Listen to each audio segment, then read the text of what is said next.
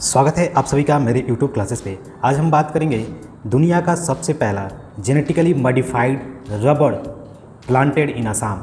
यानी दुनिया का सबसे पहला जेनेटिकली यानी जेनेटिक्स की मदद से एक रबर प्लांट को प्लांटेड किया गया असम में। एक रबर बोर्ड रिसर्च फार्म है जो कि गुवाहाटी के आउटस्कर्ट्स यानी किनारे की तरफ है। वहाँ पर दुनिया का पहला यानी world's first genetically modified rubber plant को लगाया गया। और ऐसा इसलिए क्योंकि देखिए जो जेनेटिकली मॉडिफाइड रबर प्लांट है इसलिए लगाया गया क्योंकि जो रबर के प्लांट होते हैं वो मेनली गर्म जगहों पर होते हैं। और जो हमारा ये नॉर्थ ईस्ट रीजन है, नॉर्थ ईस्ट स्टेट जितने हैं वहाँ पर रबर प्लांट की खेती तो संभव है, लेकिन जैसे ही ठंड का समय आता है तो प्लांट का ग्रो रुक जाता है यानी हिंडर्ड हो जाते हैं, जिसके कारण इनको जेनेटिकली मॉडिफाइड किया गया है जिसके कारण ये ठंड में भी अपना ग्रो कंटिन्यू कर सकें यानी ग्रो हो सके। तो देखिए जीएम रबर होता है क्या, वो भी थोड़ा जानते हैं हम लोग।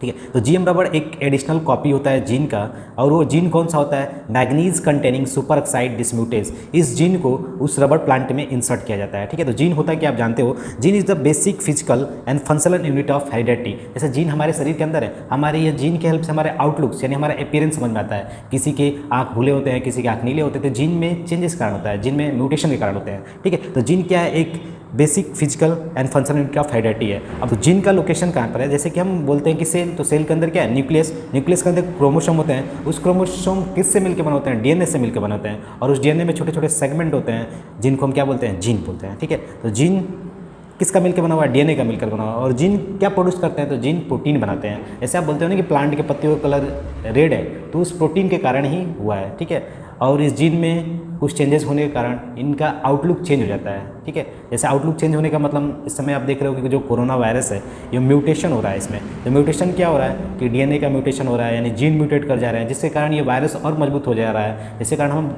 दवा तो ले रहे हैं लेकिन दवा पे ये अनइफेक्टिव हो जा रहा है क्योंकि वो अपने आप को मॉडिफाइड कर ले रहा है, यानी जीन की जो केमिकल चीज़ें हैं उनको म्यूटेट कर ले रहा है। तो यहाँ पर यही चीज़ है कि हम जीन को एंटर करते हैं। कौन सा जीन होता है, तो आप समझ गए, manganese containing super oxide dismutase.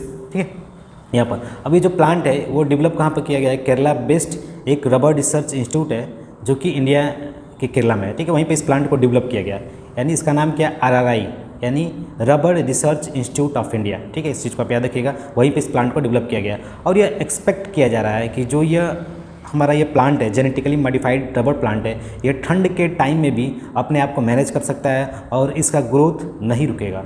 और इससे पहले क्या था कि जो मेजर कॉज था इस रबर प्लांट का, नॉर्थ ईस्ट साइड में ठंड के टाइम में इन प्लांट का ग्रो रुक जाता था, जिसके कारण वो डेवलप नहीं हो पाते थे।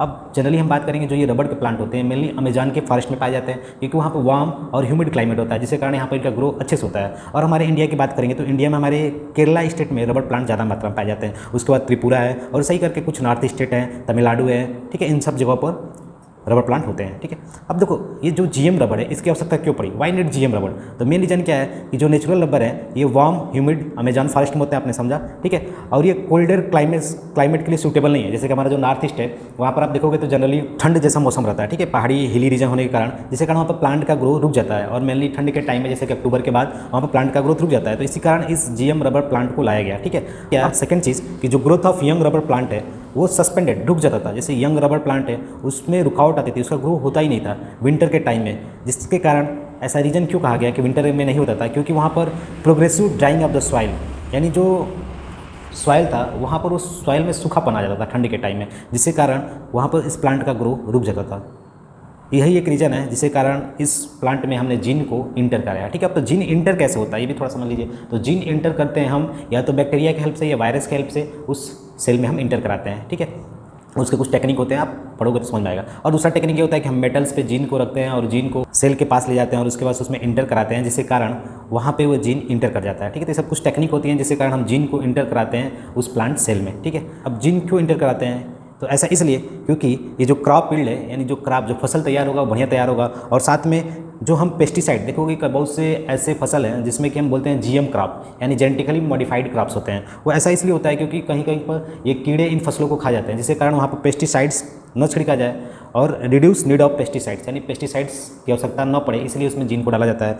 और क्रॉप फील्ड फूड सिक्योरिटी क्योंकि अनाज की कमी न हो देश में, अच्छी मात्रा में गुड क्वालिटी के प्लांट ग्रो और इकोनॉमिक हेल्थ बने फार्मर्स का। ठीक है, इन सब चीज़ों के कारण ये जेनेटिकली मॉडिफाइड क्रॉप्स आए। ठीक है, तो अब देखो इसमें थोड़ा समझ लेते हैं कि MNSOD जीन ऑफर है क्या। ठीक है, what does MNSOD gene offer. ठीक है, तो जो MNSOD है, ठीक है, जीना इसकी एबिलिटी क्या है कि प्लांट को प्रोटेक्ट करेगा adverse effect of several environmental stage. जैसे कि कुछ इन्वायरमेंटल के ऐसे स्टेज होंगे जिसमें प्लांट का ग्रो रुक जाए या कुछ कंडीशनल प्रॉब्लम आ जाए प्लांट में, तो उनसे ये मदद करेगा, जैसे मेनली ठंड में और सूखे वाले टाइम में। लेबोरेटरी की स्टडी हुई जो कि आपकी RRI यानी केरला में रबड़ रिसर्च इंस्टीट्यूट ऑफ इंडिया जो कि केरला में, वहाँ पे यह देखा गया कि जो GM रबर प्लांट है उसमें MNSD के जीन ओवर एक्सप्रेस्ड होंगे। ओवर एक्सप्रेस मतलब बार बार कॉपी होते जाएंगे, यह ऐसा संभव एक्सपेक्टेड किया गया है, और जिसके कारण ये प्लांट के सेल को प्रोटेक्शंस करेंगे।